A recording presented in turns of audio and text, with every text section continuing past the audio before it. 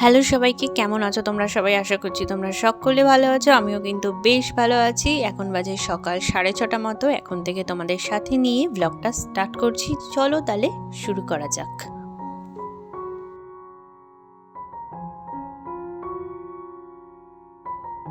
সকালে উঠে আগে অল্প একটু দুধ ছিল, গরম বসিয়ে নিলাম। গরম বসিয়ে মা রান্নাঘরটা মুছিয়ে দিল। তারপর আমি এই যে বোতলে জলটা ভরে নিচ্ছি।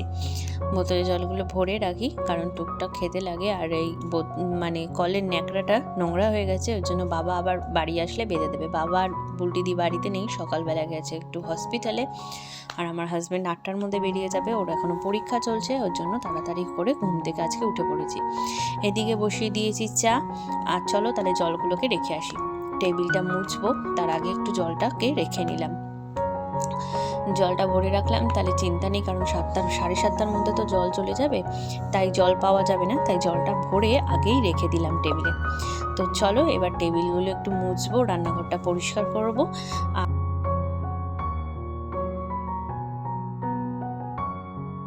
রাত্রেবেলায় খেয়ে উঠে ইচ্ছা করে না টেবিলটা মুছতে, ওই টেবিলের ওপরেই সব থালা টালাগুলো থাকে। তো মা সকালবেলা বাসনগুলো নিয়ে মাজতে বসে পড়েছে, তাই আমি টেবিলটা এখন মুছে নিচ্ছি। আর সকালবেলা উঠেছি, অনেক রাত্রে ঘুমিয়েছি, তো ইচ্ছা করছে না আর কি কাজ বাজ কিছু করতে। মনে হচ্ছে ভূমির পাশে গিয়ে শুয়ে থাকি, কিন্তু শুলে তো হবে না, ও আবার যাবে স্কুলে তাড়াতাড়ি। ওর স্কুলটা এখন তাড়াতাড়ি বলেই স্কুল ঘুম থেকে তাড়াতাড়ি উঠতে হচ্ছে, নাহলে কিন্তু আমি 7:30 পৌনে 8টায় উঠি। আর এদিকে দেখো গ্যাস টেবিলটা মুছবো, কারণ কালকে কিছুই করা হয় না, আগের দিন কিছুই করা হয় না। মনে হয় কি রাত্রেবেলা ইচ্ছা করে না কোনো কাজ করতে। সকালবেলা যে এনার্জি নিয়ে কাজগুলো করি না, রাতেরবেলা সেই এনার্জি নিয়ে আর কাজগুলো করে ওঠা হয় না। তো তার জন্যই এখনই পরিষ্কার করে নিলাম, ভালো করে টেবিলটা মুছে নেব, যাতে একটু ভালো করে ক্লিন হয়ে যায়। কারণ আজকে আবার মঙ্গলবার, আজকে নিরামিষ, তাই কালকে তো মাছ টাছ খাওয়া হয়েছে, এই জন্য গ্যাস টেবিলটা মুছলাম।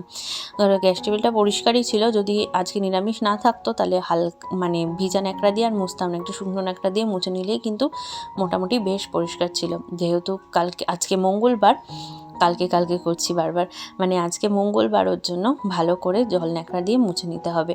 আর এদিকে ওই দুধটার মধ্যেই একটু আমুলের দুধটা ঢেলে আবার একটু গরম করে দিই, কারণ আজকে তো মঙ্গলবার, বারবারই বলছি আজকে মঙ্গলবার নিরামিষ। আর তার জন্য টিফিনে তো আর আমিষ কিছু দিতে পারবো না, ওর জন্য আজকে পাউরুটি সেঁকে দেবো। আর বাটারও শেষ, বাটার পাউরুটি দেবো না।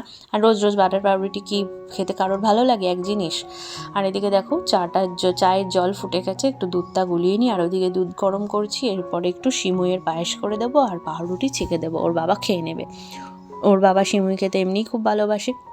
আর নিরামিষের মধ্যে এছাড়া ব্রেড পাউরুটি, বাটার পাউরুটি বা কলা দিয়ে বা মিষ্টি দিয়ে পাউরুটি এইসবই খাওয়া যায়। ম্যাগি ট্যাগি চাউমিন তো সেভাবে খাওয়া হয় না। আর কি বলতো, ওর বাবা আবার ডিম ছাড়া চাউমিনটা ঠিক একটা ভালোবাসে না, তার জন্য। আর এদিকে হচ্ছে চাটা হয়ে গেছে, চাটা ছেঁকে নিলাম। চাটা ছেঁকে নিয়ে ওর বাবাকে, এবার ঘুম থেকে উঠে পড়েছে ওর বাবা, গিজারে জল গরম করে রেখেছি, তো এখন স্নানে যাবে, তার আগে 1 কাপ চা খাবে।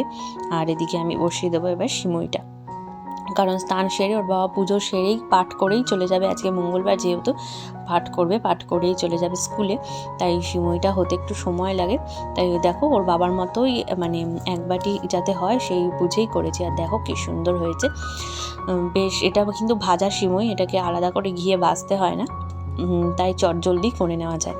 তো সিমুইটা হয়ে গেছে, এরপরে হচ্ছে এটা একটু ঢাকা দিয়ে রেখে দেবো, যাতে আরও একটু ঘন হয়ে আসে। ঢাকা দিয়ে রাখলে না এটা আরও একটু জমে যায় আর কি। তো ওটা ঢাকা দেওয়া আছে। আর এদিকে মা বাসন টাসন মেজে দিয়েছে, এই দেখো কত একবারই বাসন বেরোয় সকালবেলা একেবারে। তো মা বাসন মেজে দিল, আমি পটপট করে উপর করে দিলাম, দিয়ে এবার এই যে সিমুইটা দেখো একদম গাঢ় গাঢ় হয়ে গেছে, এবার ঢেলে দিলাম। দেখলে পুরো এক বাটি ওর বাবার মতোই হয়েছে।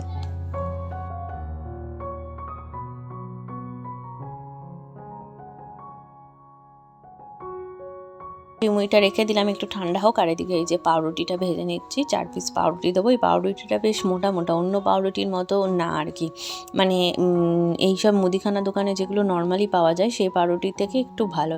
এই দেখো, দেখেছো? তো পাউরুটি টাউরুটি সেঁকে দিয়ে টিফিন রেডি করে রেখেছি। আর তার আগেই আমি ভালো করে ঘরটা ঝাড় দিয়ে নিচ্ছি, কারণ বাসি ঘরে ওর বাবা গেলে আমার একদমই ভালো লাগে না। তোমরা যারা ব্লগ দেখো জানো আমি চেষ্টা করি সবসময় ওর বাবা যাওয়ার আগে বাসি ঘর দোরটা ঝাড় দিয়ে নিতে। তো সেই মত তাই বাসি ঘর দোরটাই আগে ঝাড় দিয়ে নিলাম, তারপরে অন্য কাজ করবো। আর ওর বাবা ওইদিকে পুজো দিচ্ছে ঠাকুর ঘরে। আর ওর বাবাকে বললাম, তাহলে আমি আজকে গোপাল দেবো না, তুমি একেবারে পাঠ করবে, যখন স্নান করেছো গোপালকে জাগিয়ে গোপালকেও দিয়ে দেবে। তো গোপালকে তাড়াহুড়ো করে দিচ্ছে। আর এদিকে তো বেঁচে গেছে 7:30 পৌনে 8টা মতো। ওর বাবা এক্ষুনি বেরোবে, তা বলছে আজকে আর ট্রেন ধরে যাব না, আজকে দেরি হয়ে গেছে যখন, আজকে একবারে বাইক নিয়ে চলে যাব। তো চলো এবারে কেচে নিই। এখন বাজে মোটে 8:30 মতো, তাকে ভিজিয়ে নিই আর যেটুকু জল আছে কেচে নিই। তো সব জলে হবে না, যতটা হবে ততটা কেচে রাখবো, বা একবারে কেচে রাখবো, জল আসলে ধোবো। আমি মাঝে মাঝে এরকম করি, তাতে কি হয় চটজলদি কাজগুলো হয়ে যায়। আর সেরকম ভিজিয়ে রাখার দরকার নেই, ওর বাবার শার্টগুলো একদিন করেই পরা, সেরকম নোংরাও না, এই জন্য বেশিক্ষণ ভিজিয়ে রাখতেও হয় না। আর সত্যি আমার হাতে সময় নেই, যেহেতু বাবা আর বুলটিদি নেই, আর ওর বাবাও বাড়িতে নেই, মা আর আমি আর ভূমি না এখন যত বড় হচ্ছে দিন দিন ভীষণ দুষ্টু হচ্ছে, ওকে নিয়ে এখন কাজ করা ভীষণ মুশকিল হয়ে পড়ে। তার জন্য ভিজিয়েই কেচে নিচ্ছি, কারণ কাজ রেখে দিয়ে ওকে নিয়ে আমি করতে পারবো না, যতক্ষণ ঘুমাচ্ছে তার মধ্যে কাজটা সেরে নেব, তাহলেই মঙ্গল। না হলে কিন্তু এইসব কাঁচা সেই পড়েই থাকবে, আর আজকে আমার আর কাচাই হবে না। তার জন্য একবারে কেচে নিলাম, সেভাবে ভিজিয়ে রাখার বিষয়ে গেলামই না। তো চলো তাড়াতাড়ি করে এবার কেচে টেচে নিই, তারপরে দেখা যাক অন্য কী কাজ আছে।